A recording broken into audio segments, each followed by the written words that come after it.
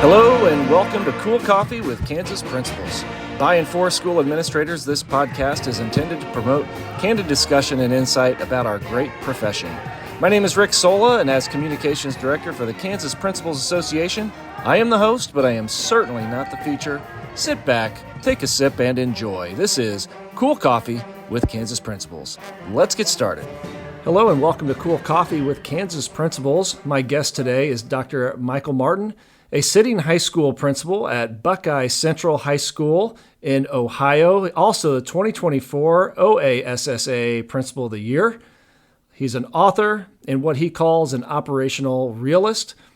While tech futurists talk about what AI might do in 10 years, Dr. Martin helps overwhelmed leaders figure out how to use it safely by next Tuesday. As the creator of the ART leadership model, he shows organizations how to escape administrative drudgery and win back time for intentional human connection. He is the author of Blending Instruction with Technology, and he's here to help us turn AI anxiety into a competitive advantage. Michael, welcome to Cool Coffee. Hey, welcome, Rick. Thanks for the invite. I appreciate it.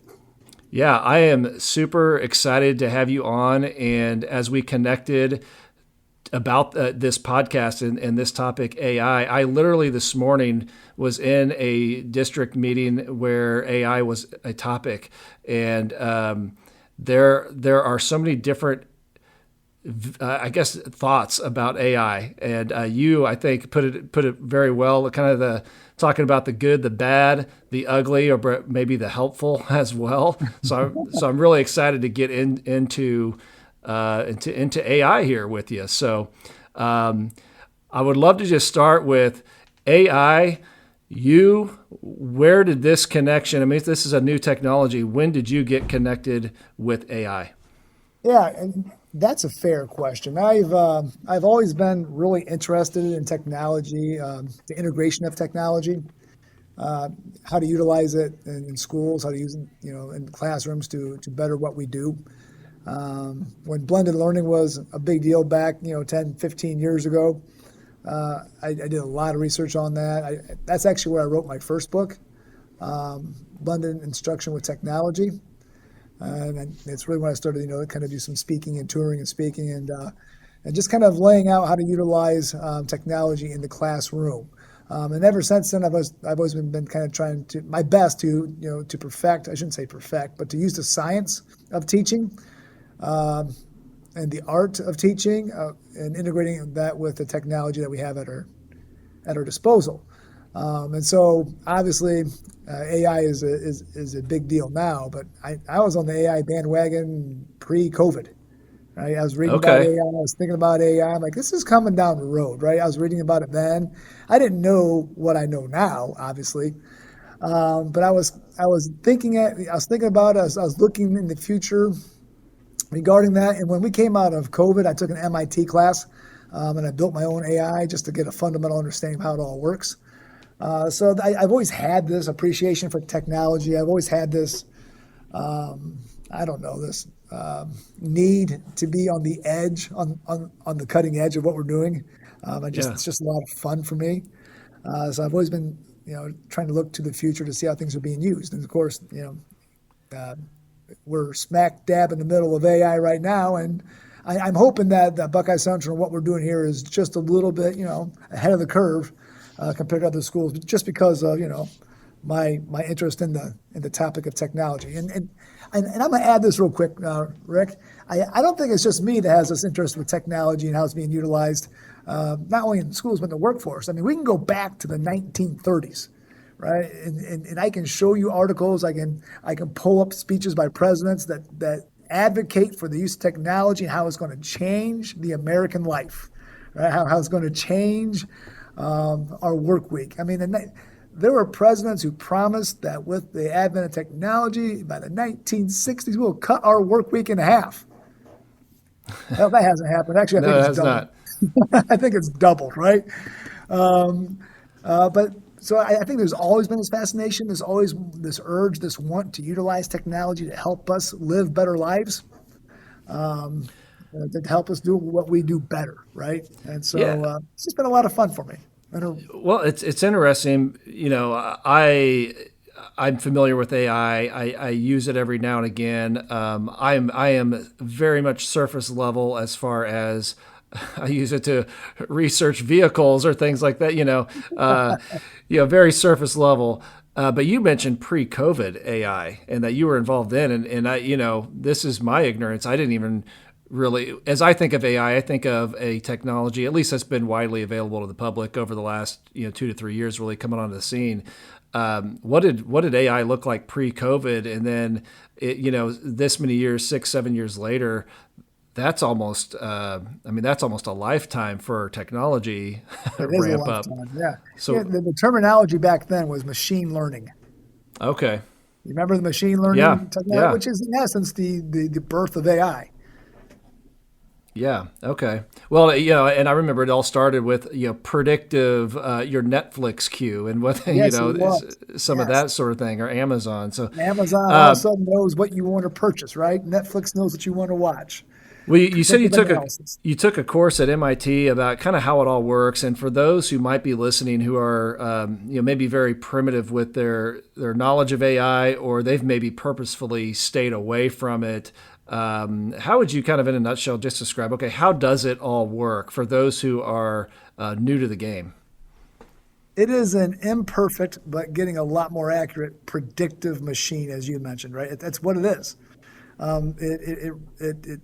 It runs numbers and it predicts, based on the algorithms. What's really fascinating is everything, right, is a number. For example, when I was building the first AI that I built through this course with MIT, I was using Google, of course, and Google's tools. Um, what one of the ones that we built was, I should say, I built was I took pictures. I don't know, using the software through Google, 1,000 pictures of a basketball. And I took 1,000 or so pictures of a football, and took 1,000 or so pictures of a soccer ball, right? And then I would categorize those pictures by what ball they were, what sport they were, and what would happen then is the machine would take every little single pixel, right? Every single pixel of that picture is a number, right? And it formed patterns out of all those numbers of all those pictures, and it knew that this pattern of numbers represented a basketball. This pattern of numbers represented a soccer ball. This pattern of numbers, right, represented a football. It knew that, right, because it was just a pattern of numbers. And then based on the new pattern numbers I would give it, it would try to predict what that was. So, for example, like I threw 1,000 pictures of a basketball in there. After I set it all up, I would take a picture of a basketball. I'd have the AI take a picture of the basketball, and it would tell me what it was. It would accurately say, this is the basketball, or this is a football, or this is a soccer ball. And I know that's very simplistic, but that really is the basis of what AI is, right? It's just using numbers and patterns, right? It, To recognize, it's just using numbers to recognize patterns, right? It's using numbers to recognize patterns, and it's using patterns to predict other patterns. Okay, so it's predictive because it recognizes a pattern of numbers, and you throw out another picture of a basketball, it figures out, oh, this is a close Yeah, match to what we've yeah. what's been programmed. So that's kind of what's been programmed. Of course, we can go down a total rabbit hole because I'm totally intrigued at the learning machine and how it starts to. I don't know if making decisions is the right word, but the good, the bad, the ugly. I would maybe even add the scary. There's some things in there that Okay. start to get brought up, but. Okay, no, so that's a really good kind of baseline for how it works, and you've done a lot of talks on how it works and how it looks in your school, and we haven't talked really about this before, but it sounds like you have embraced it, and so at your school, it's very intentional about teaching kids how to use it. Your staff, yourself as a principal, what does that look like? For first of all, um, the reason I'm really intentional about using AI in our school is without government oversight, the genie's out of the bottle and we're not putting it back in, right? The good, as you said, the good, the bad, and the ugly, right? Without some sort of government overreach, AI is not going away. And people are using it more and more every single day. And so when I step back and I look at the students that walk our hallways, and I start thinking about how I'm preparing them for, the workforce right now, but how am I also going to prepare them for the workforce in 10 years, right? I'll go hang out in our preschool, and I started thinking that 13 years, those kids are going to be seniors. Yeah, and in 17 years, they're going to be graduating college. What's the world going to look like when they've been working for 10 years, right? Which is 27 years down the road. So I think about that a lot. And again, AI is not going to go away. So I've come to the realization that there is an equity gap when it comes to artificial intelligence. And it's not necessarily who has access to AI, because every single kid has a phone these days. So every single kid has access to AI. What I think the equity gap is, which kids are taught to utilize the AI, right, as a thinking tool. Like I hear the phrase thinking partner a lot. I use the phrase thinking tool, right? It's a partner sounds more human to me, right? I mean, I love my wife. She's my life partner. She's not a tool, right? And so I call it a thinking tool. So who teaches their kids to utilize AI as a thinking tool, right? Not to think for them, not to replace their thinking, not to take away the struggle of the thinking, but as a tool to enhance their thinking, as an add-on to the thinking, as a way to think more and learn more and critically evaluate on another level, right? If you can do those things in the world 4 to 7 to 10 years from now, I think you're going to be in a better spot than those students where schools are not talking about it, schools are not using it. And those kids are just using it all willy-nilly. They're not utilizing it with any forethought, without any reasoning, right? They're not using it to the extent that our kids are using it, right? And that's a competitive advantage for us, right? That's the equity gap. I really, the perspective you brought up about talking about your preschoolers and when they graduate and then when they're in the workforce 10 years and that's 27 years down the road. That's a real perspective kind of, we tend to think of graduation and what does that upon exiting college job look like, which for some of our students in the system are maybe within 5 years. And we just mentioned, technology changes so quickly. What you were just describing really segues very nicely into, and I've read that you've talked about this before, and probably in your book, the 80-20, 20-80 rule. Yeah. And I mentioned before we went recording here is, just reading just the brief little bit I did, I was like, man, that really it just kind of clicked, it resonated. But explain that, 80-20, 20-80, the rule. Yeah, so the 80-20, 20-80 rule really is, the fundamental part of it is the first part, the 80-20. So I get the opportunity to travel and talk and speak about artificial intelligence and its uses in not just the classroom, but as a principal in the building, whatever it may be. And the presentation that I use, it took me 6 months to build, right? It took me 6 months. And I would read, and I would write. I would read and I would write. I would read and I would write. And so I wrote this outline. It took me 6 months to write this outline. And then when I got to the point where I was feeling pretty good about, where it was and how it felt, and I felt really good that it was pretty comprehensive, I uploaded it to AI, and I asked this, listen, if this is the outline and I gave it the appropriate prompt, had all 5 parts to it, or 7 parts, whatever it is you believe makes up a good prompt. So I wrote the appropriate prompt, but ultimately asking it to critically evaluate, right, this outline that I have of this presentation. I asked it to then provide me with a list of errors. I asked it then to provide me with a list of best practices I might be missing. But this is the critical part, right? I tell it, don't just write it for me. Don't just put it in the outline. Give me links. Give me live links and resources so I can go read about those best practices I'm unaware of, right? So then that's what I did. It gave me a list of stuff. I spent, I don't know how much time going out reading all of that, thinking about all of that. Some of it made sense to me and I utilized it.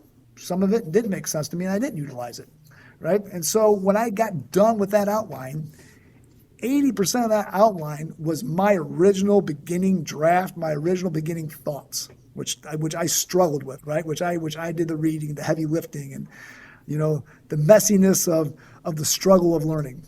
I did all that. The additional 20% was artificial intelligence, right? Being a thinking tool for me, which expanded my world, expanded my knowledge base. I went out, learned more, added more, and then put that into my outline. So 80% of the outline was my original, 20% was the enhancement because of AI. That 20% I never would have had it not been for the tool. Never would have had it. The 2080 then comes in. I turned that then into the presentation, right? So I uploaded that and you can choose whatever AI presentation software you want to choose. But I uploaded it in there, right? And it spent, I don't know, about 3 minutes creating an amazing presentation for me, right? Then I went through that presentation. I looked at it. It created the product for me. I went through that product. I evaluated it. I critiqued it. But then I went in and added some parts I thought was missing, the human parts to it as well, right? Some things in there that I thought was innately, naturally me, that I would want to see or hear myself give in a speech, in a presentation. I added that to it. So the product was 80% generated by that artificial intelligence based on my outline, and then the additional 20% of me going in and being the human in the loop. So that's the 80-20, 20-80 rule. Does that make sense? It makes total sense. And what I love about that is that, if you had, where you're at, I don't know how many assistant principals you have there, but zero. Okay. Or you have your office staff and you have some others, but if you pulled them in and you asked them to do basically what you typed in as a prompt, but like, hey, I need some feedback. This is specifically, that's what collaboration is. And so you're kind of simulating collaboration with maybe not a thought partner, as you say, but it's a tool. You're using a tool there. And so taking 80% and just enhancing it enhancing that to create what it is you're ultimately trying to achieve. There's people all over the country that spend hours in rooms full of people brainstorming different things. You're just brainstorming with the platform that you're on. That's what I'm doing, right? I really do get an opportunity to brainstorm with maybe some of the smartest minds in the industry, right? I do. Right. Yeah. Right. Which I would never have the chance to do had it not been for the technology. So how do you? Go ahead. I think it's critical that we also address that the first 80% of that thing was me, right? Because that's the true learning. When we start thinking about our kids and this whole idea of cognitive offloading, or what I call a cognitive atrophy, that struggle, that messy struggle of learning, right, where the synapses in your neurons are firing and they're connecting, that beautiful messiness, that beautiful struggle, right? That's the heart of learning. And I hate when schools allow, or organizations allow, or families allow AI to replace that. How do you create a culture, an understanding, expectations even, building that into your school, into the classrooms amongst your teachers? Because 80-20, how tempting for students is it to let's go 70-30, and they start sliding that over. Can we slide that over? And that's a great question. It's not hard to sell it to my staff, because I think every teacher in America is scared of this thing cheating for them, cheating for the students. I think all teachers are scared of that. And so it's not a hard sell to the staff. But I'm one of those leaders where I literally meet and I talk with our kids, right? It's just me and them. And I address them at the beginning of every school year. Well, I think it's a rather inspirational talk. Whether they think that or not, I don't know. But I leave rather inspired. And we do these last 2 years. We've talked about AI, and I talk about them and where I want them to be in 10 years, where I want them to be in 15 years. And I show them, that the impacts of cognitive atrophy or cognitive offloading, whatever you want to call it, right? And then I show them, again, what I call the messiness of the struggle, the beautiful struggle, right? And the benefits of that. And then we equate it to lifting in sports. I equate it to exercising in sports. I equate it to all of that, right? So I'm trying to get them to understand that the brain is a muscle. You don't want it to atrophy. It truly is, I think, the great differentiator as we move forward in the future. Because if you look at AI products or AI outputs, you do find a lot of similar words, a lot of similar phrases. You find a lot of similarities, right? You really do. And I do. I get afraid of our voices becoming too similar. And the way to keep yourself more authentic, the way to keep yourself not being similar to everybody else is to use your own brain, right? Is to use your own thoughts, is to develop your own voice. And I do. I talk to our kids about the importance of developing their own voice and their own thoughts. And does that solve all the problems? No, but it certainly helps to mitigate that, right? And that's just how we start. And then after that, we start talking about in our classrooms when we're using AI. For example, we're adopting Magic School for next year. And why are we adopting Magic School for next year? Because you can see the conversation between the teacher, between the student and the AI. You can see that process. You can see the thought process, the communication, the collaboration, as you will call it, right? You can see all of that. So then that becomes my next conversation with our staff members is if we want to make sure that we're sticking to this 80-20 rule, and that's not a hard, fast number, it's just a number I use. If we want to stick, though, to the majority of the thinking being our kids, then we have to see the process of the conversation. We have to see that the prompt, the response to the prompt, and then our response to that output, right? We have to see how kids are interacting with the AI, and we have to be able to see all of that. And that's really, for us, the best judgment of whether or not kids are maintaining that 80-20, 70-30 balance we talked about. Does that make sense? Yeah, it does. And you mentioned the prompt, and you said earlier, the 5 or 7 points of a good prompt. And I'm thinking, I don't know those prompts, and so that's something that I've kind of learned by failing, or you kind of tweak it. But how does a person know? I mean, I guess in a school you can be intentional about teaching it. You've had a lot of real kind of personal experience, I guess, with it, and you've also had a class. Is that potentially something we're missing in our schools right now? Is we're not teaching how to use AI? I know there's some resistance to it. Like, hey, right. And I brought this up on here before. It reminds me so much. I remember when Google really started to explode back in like 07, 08 or whatever. And there were like two camps of teachers of, hey, we need to teach them how to use Google. It's not going away. And then there was the other side of, no, they're not allowed to use Google. And it's like, oh, Google's not going anywhere. Now here we are. It's like, yeah, it's still around. We better teach them how to use it and how to use it responsibly. I see that with AI. But there are the resistors. Are we missing something in schools, do you think? You're talking to a tech enthusiast, right? So I'm going to say yes. I'm also going to tell you that I can show you some articles, some op-eds in the newspapers back in the 1840s, where they were upset and fired up over the damnation of the future of America, the number 2 pencil, right? I can show you that, right? We've always been afraid of technology. Yeah. I mean, the Luddites existed for a reason, right? We've always been afraid of technology. We always have. But we've always managed to harness the power of the technology. And I'm not going to say that we've always managed to harness it to the benefit us the way that we thought it could, because I don't think we've ever done that. But we've managed to harness the power of technology to at least avoid the pitfalls that everybody was afraid of. You know what I'm saying? We've always done that. But I will say this, AI is a different beast. It's not a number 2 pencil. It really is a different beast. But again, as I said earlier, I don't think it's going away. It's not. Right. And if it's not going away, I think you are missing something. You are missing the boat if you're not teaching your kids how to use it, because I am.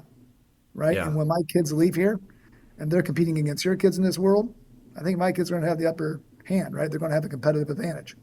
I think they are. I really feel like I remember very vividly a pre-internet world. That's how old I am. I can remember the world before the internet. Yep. But I remember it coming onto the scene, and I remember the changes, and of course here we are. I think AI is this generation's kind of internet. They're going to remember the world before AI, and then it's going to be like, how do we ever not have it? It's that big, and it's just evolving so quickly. What have you seen, and what do you acknowledge is truly a real challenge of working with AI in schools with students? What do you see as the biggest? And this is not just students, right? It's human beings. Human beings always, it's how we're wired. It's not your fault, right? But we're like water, right? We want to find the path of least resistance. It's our natural. It's natural. Right? Your brain needs to manage the energy that's being expended, right? It does. So you try to find the path of least resistance. So kids will, and adults, right, will try to utilize AI to cut corners. They just will. And so I think the biggest struggle, or at least one of the struggles, I shouldn't say the biggest, but one of the struggles we have is really convincing all of us how to use it right? Don't let it replace your thinking because it's so easy to do, right? Like how do you still want to make sure that you're, again, as I say this all the time, getting to the messiness of the beautiful struggle of learning, right? Still making sure that we're doing this. So I think that's a problem, not just for kids, but for adults in general. And then here's the other thing too, right? And this is an old number, and you're going to laugh when I say it because it came out in October, but it's old. it's 6 months old. It's a bit outdated. But when ChatGPT released some data back in late October, a million users per week, right, were utilizing a conversation with ChatGPT regarding suicide, right? That's a problem, right? That is, and one of the things that if you follow me, if you read what I write, one of the things I talk an awful lot about is what I call it's called AI squared, right? I think in every organization, in every school, there's two forms of AI. You have artificial intelligence, and then you have the adult inhabitants of that organization, right? You have two of them. Here's my question for people. Why are kids turning to AI, right, for the social emotional issues instead of the adult inhabitants in the building? What's going on there, right? Why is that happening? Why is there 1 million users per week, right, having conversations with AI regarding suicide? Why is that happening? That's a concern, right? It really is. Are there any statistics, and I wonder if it has to do with the anonymity they feel like they have with AI, but is there any statistics of, I have heard and read so many of the awful tragedies that have occurred out of it. And I think that's what, those are headlines that people who aren't as familiar with AI, they see. And I think that's where some of the fear of AI comes in. But statistics where AI has helped, or has it been kind of a one-sided deal just based on your research? I can't tell you the number you're asking for right now because I don't know that, but I can tell you this. In Ohio, we have helplines that the kids are allowed to call and contact when they're struggling. That's anonymous. Yeah, we're not getting 1 million hits per week in Ohio. We're not getting 10,000 hits per week in Ohio. We're not getting 1,000 hits per week. I don't know if it's 1,000, but we're not getting those numbers, right? And that's anonymous, right? So why are they turning to AI? Because it's in your back pocket? Yeah. Because it's in your back pocket? Or is it because it's on your phone and you just dealt with a social media issue on your phone, and you don't know how to deal with it, so you're just taking your phone and going to the next app, which is your Gemini app, whatever it may be, and that's where I don't know. But I will tell you, I don't think creating an SEL AI bot's the answer. I don't think creating another AI bot's the answer to that, which I know some people are doing. And here's the other thing too that I think we need to keep in mind. When we train AI, we're training AI with every available data that we can pull off the internet, right? That's where it's coming from. Well, all of our social media is on the internet, right? All of our social media is on the internet. social media is being fed into AI to help train it, right? That's a big source of the training, at least it used to be, for AI. And I don't know if you've noticed, but people aren't always kind on social media, right? They're not always nice on social media. They're not. And if that's what we're feeding into AI, does it surprise you sometimes that AI is not always nice back? Right. Does it surprise No, you that's sometimes that AI suggests that maybe you should probably commit suicide? yeah. Right? It's very it's very interesting. There's so many layers, and I feel like truly I scratched the surface, but it's so intriguing because you can see where it's going. Technology, it's an exponential graph on its growth, and with AI, just like you mentioned, October. I joked about pre-COVID. That's ancient history. But Yeah, it is. October kind of is when it comes It to is. AI, and so. But I know you are using this at your school, and as a principal, it's being very helpful for you, like you mentioned, as a tool. I'd love for you to share a little bit about what does AI do to help you on your day to day. What does it look like? Yeah. And give me one second. I'll jump into that, but I do want to give a shout out. I'd be remiss if I didn't. I have a STEAM teacher here who's amazing. She's also our athletic trainer. And she's also finishing her degree in admin. And so she had to do a project this year for her admin, and she chose to do AI. And she's worked really hand in hand with our staff this year with surveying kids, surveying staff, trying to find out, where our students are when it comes to AI use, where our staff is when it comes to AI use. She set up some PD for our staff as well. So what we're doing at Buckeye Central it solely is not me. I am really, really blessed to have Amy Betts. That's the other individual who's been doing a lot with us too. So let me give a shout out to her. I'd be remiss if I did not. She's been amazing. But to answer your question, there's a lot of different ways that you can use AI as a principal. So I don't want AI to replace me. I don't want AI to replace my thinking, but I do want to find ways that AI could save me time, help me be a little bit more strategic with my time use, help me be a little more consistent.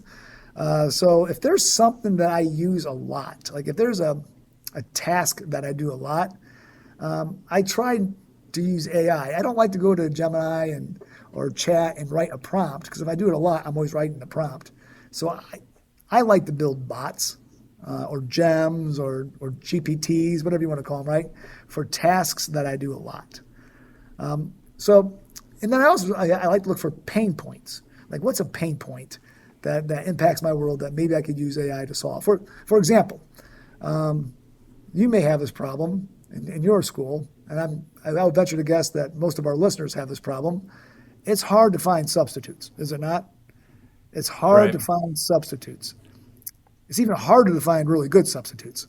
I mean, there's days we just get people who have heartbeats that are in the building, right? Just so we're covered for liability reasons.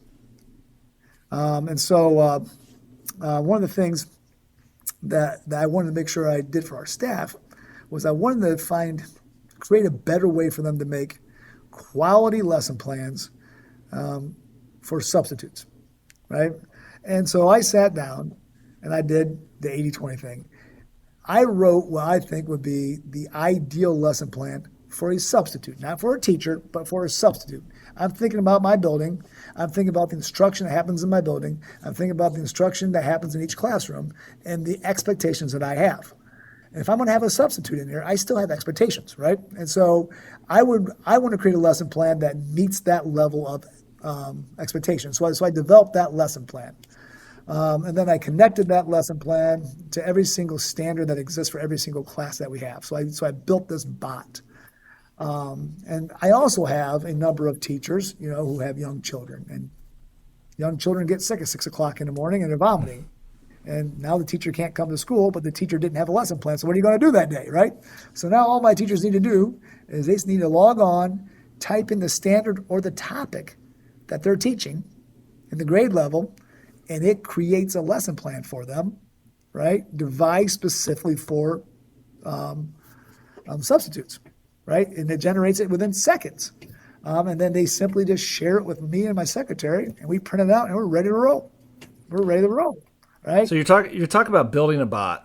Yeah. I think I know what you're talking about, but just in case there's people listening that don't, explain that. What do you mean you're building a bot? So, and maybe I'm oversimplifying the term for our listeners. We're a Google school. I'm guessing most of your listeners are probably Google schools as well. So we use Gemini, and inside of Gemini, you can create gems, right? So I created a gem that's specifically designed to develop high quality instructional lesson plans for substitutes, right? And I mean, when I say high quality, I mean it creates, I can statements, measurable I can statements, because I want those, right? Measurable I can statements. It's a high, think back to when you were in college. The lesson plan wasn't that intense because sometimes they're over the top, but it really is the most important parts of what you need. And then when it was being used, I still noticed that when I do some walkthroughs that some of the substitutes were struggling still, right, to deliver the content the way I wanted to, and some of them were just heartbeats and didn't know how to deliver the content. So then I added to this gem. Now it creates the lesson plan, but it also creates a script too. So all the substitute has to do is get up and just start reading the script, right? And then it stops and tells, now the kids will do this, and the kids go do this. But that was a pain point for me. It was a pain point for me because I have high quality teachers, great teachers, and there is no substitute for good teaching. But I also want my teachers to be really, really good parents. I want them to be really involved with their families. And so when they have a sick child, I don't want them to have to worry about the lesson plan or coming into school, because I want them to be, a parent, take care of their kids. So how can we how can I use that as a pain point, right? To use AI to alleviate that pain point. So that's what we did. We built these gems. So that's one way. I use gems to do data analysis for me. How does that look? And I know there's a lot of talk about being careful. You can't put personally identifiable information. You've got data. You've got students attached to that data. How do you dump it into a Gemini and let it do its thing safely? It's anonymity, right? Like you literally just replace the names with the code, right? So I have spreadsheet, has all the names and the data on it. I make a copy of that spreadsheet, right? And then I just give the names a number. That's all I do, right? And so spreadsheet A, Mike Martin. Spreadsheet B, number 1. Mike Martin is number 1, right? Sure. I upload spreadsheet B and we're off and running. You've got your spreadsheet of student data. Give an example of a prompt you would use that would be effective. You think would be effective to, let's say it's discipline data, and you're trying to use it to determine, either infraction or time of day or whatever, just from an effective prompt standpoint. Yeah. So I'd start off probably telling the prompt that it is a high school principal in the state of Ohio, who is an expert at data analysis, who has uploaded some of your discipline data, and that you are working with your PBIS team, and you want to analyze the data that we have for discipline. We also want to analyze the data that I've uploaded for our attendance. I also want to maybe analyze the data that I've uploaded for some of our grades, whatever data I have, right, for PBIS I uploaded, right? And then I also say for us, there's certain goals we have for our PBIS, and I'll let them know here's the goals that our PBS is focused on. Our PBS is focused on this year. Highlight for me, or based on the data, provide for me some high-level data analysis of what we can pull from the data. High-level data analysis that we can use to interpret and to move forward and meet these goals. Something like that, right? I'm sorry, you kind of caught me quick and on my feet, but something like that. So, in essence, I'm giving it a name. It knows what its role is, right? I'm giving it some information. It has information with the data that's being uploaded to it. It knows that it's Ohio and Ohio's PBS, and here's my goals. And it knows that, we want to look at the data as opposed to those goals. What are some areas of strength? What are some areas of weaknesses? I may ask for it to do a a SWOT analysis too, right? What are some strengths, weaknesses? What are some areas of threats that we have as well? I mean, some may ask for it to do a quick SWOT analysis if I wanted to. I can do a lot of things with it, and within seconds, it generates it for us. No, that's really cool. And like I said, I mentioned, I say on the surface, I'm more and more familiar with it, but super intrigued. We actually had, I don't know if you know the name Trevor Gertzen, but out here, I know he tours around a little bit, but he did some PD with staff, and this was about a year and a half ago, and it was really about how you could help yourself and some tool building and being having this tool work for you and be an assistant essentially. And so no, super intriguing, and I feel like I could just keep asking all sorts of questions. And it is. You mentioned it is not a number 2 pencil. It is not. It is not. There's definitely the hesitation with technology, but this is unique. But there's certainly there's a lot of things to kind of think of, and I really enjoyed hearing about just all the positive ways. Let's say there's someone listening right now and they're just, Mike, I hear you. But we gotta keep this away as long as we can. What would you say to that? Because certainly there's not just value in the short term, but kind of like you mentioned, 27 years from now, what the workforce might look like. But what would you say to someone who's really just digging in heels with AI, and as you see it, as you understand it, and as you kind of forecast it? What would you say to that person? My first question is why? Why? What are the fears you have? What are the concerns you have? Right? Let's get those down. Because to be fair, there are some legitimate concerns, right? I mean, let's face that head on. Let's face it head on. So I'm going to ask why, and then we're going to get a list of all those concerns and all those fears have, right? And then we're going to have discussions about those, and we're going to talk about how it is we can create systems, how it is we can utilize this tool to still reach the means that we want by mitigating and still mitigate those fears and those concerns. Because you're going to get the cheating thing, right? That's going to be the number one concern you're going to get from teachers. Well, they're going to cheat with this. Blah, blah, blah. It's going to do this. Well, you're right. The kids have been cheating, though, ever since they've been asked to learn on their own, right? Ever since they've been asked to take a test. Human beings have found ways to cheat, right? That's always going to be there. And we've always tried to find ways to stop them from cheating, right? This is just the next iteration of that, right? So how are you going to stop them from cheating? Let's discuss how we're going to do that, right? What do we need to do on our end to do that? And so that's the first thing I'm going to do. The second thing I'm going to do is I really am going to try to show them the benefits that it has, not only for them, but for the kids too, right? And let's find out where they are, where's their comfort level when it comes to utilizing AI. Like one of the things that I've done is I've built a survey that can tell me where you fall on what I call the ART spectrum, the ART. All right, and so where do you fall in that spectrum? And if you're a person who's been fighting against resisting it, you probably fall in the A, right, on the lower end of the spectrum.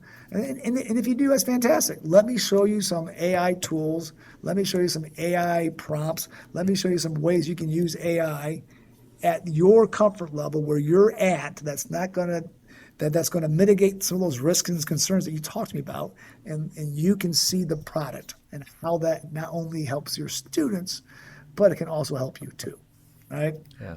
That's my two-pronged approach. Does it always work? No, it doesn't. But I do find that it works more often than not. Yeah. And no, it's great. I'm going to come back to this. It's not going away.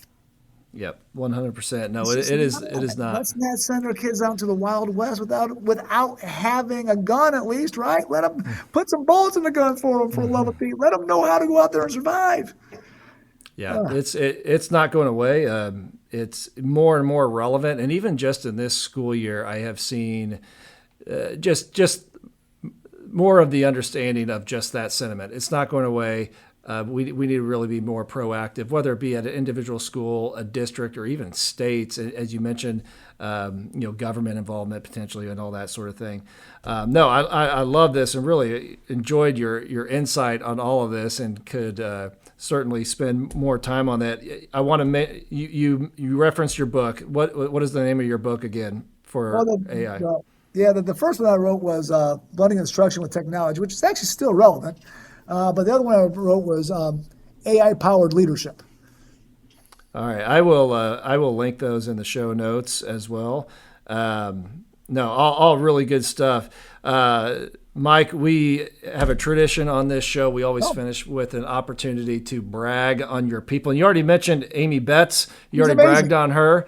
But you know as well as I, we cannot do the job, and we cannot do the job well without amazing people around us. So this is your opportunity to brag on the people of Buckeye Central High School out in Ohio. Listen, the high school staff at Buckeye Central is bar none the best there is. They're amazing in every way. I know all principals probably say that about their staff, but I'm here to tell you that's true for ours, right? Listen, they understand that this is the direction we need to go. They may not all think it's the best direction to go. They all have some fears and some concerns with it, but they are pro kids so much that they're willing to put their fears aside. They're willing to put their concerns to the side, right, and try their best to make sure that we teach our kids how to use this right. Listen, a huge shout out to the staff just in general. They really are really, really good. As I said, Amy Betts has been an absolute rock star this year. Zach Capel is, I think, maybe one of the best teachers in the state of Ohio, if not the best math teacher in the state of Ohio. And he is such a tech guru himself. Like he is, he's been using AI. He's been embracing GEMS. He did some PD for our staff using GEMS. Again, Google Gemini's version of bots, right? Mm-hmm. So he's been a rock star. I can go on and on and on, and I will if you want me to. But certainly I am blessed. I know that. I am blessed to be around some pretty amazing people who've made what I do a whole lot easier. Sometimes I'm just a madman behind a desk with crazy ideas, and they make it actually happen, right? Yeah. And so I'm certainly blessed.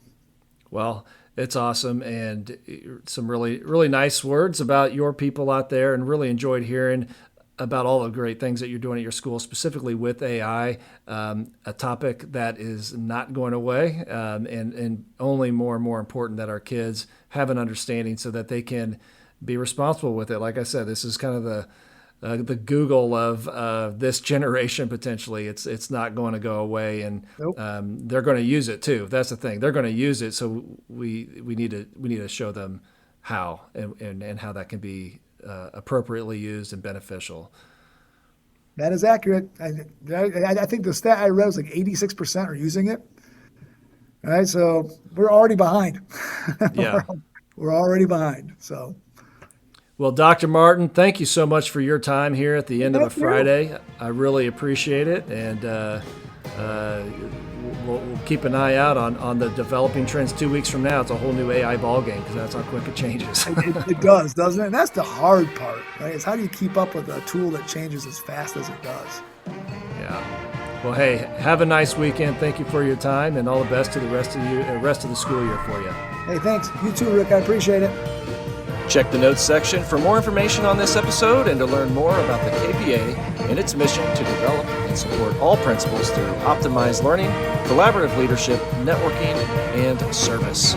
Be sure to check back in for our next episode and spread the word about Cool Coffee with Kansas Principals.